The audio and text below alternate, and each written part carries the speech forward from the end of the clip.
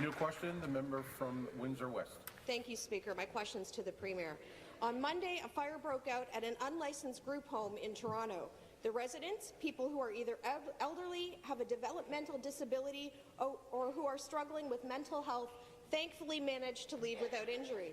It's a miracle that no one was hurt, because Toronto Fire Services said that the unlicensed home failed numerous fire code inspections. The owner willfully neglected to upgrade the building. This owner has been taking residents' disability and pension checks as compensation and has pocketed the money rather than making the building safer. In May, my colleague from Welland introduced a bill that would establish a framework for the licensing of these homes, but the government has stalled this bill in committee. Speaker, will the latest tragedy finally be enough for the Liberal government to take action on this legislation and help our most vulnerable citizens?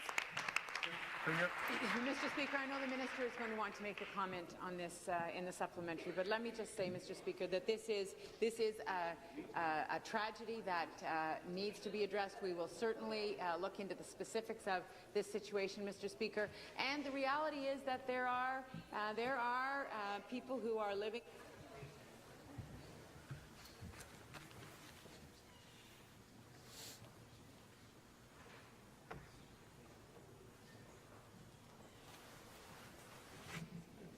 People living in situations, Mr. Speaker, where the regulation of their living situation is not always as clear as it should be, Mr. Speaker. And so this is something that we are tackling. It's something that we know needs more work, and we will continue to work with the municipality to make sure that the proper rules and the supports are in place.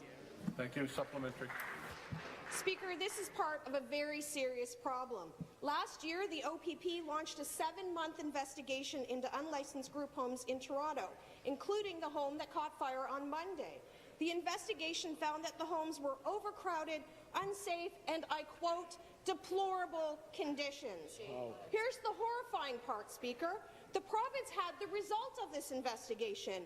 They knew the vulnerable people in these homes were suffering.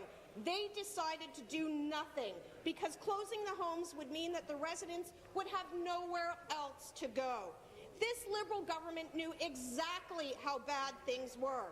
Instead of shutting down haphazard operations, investing in long-term seniors' care and mental health supports and facilities, and resettling vulnerable people in safe, affordable housing, this Liberal government ultimately condoned these deplorable conditions. Speaker, will the Premier explain why she has turned her back on vulnerable Ontarians and why she is so comfortable doing so? Thank you. Premier. Mr. Speaker, I am never comfortable. I am never comfortable when there is a situation where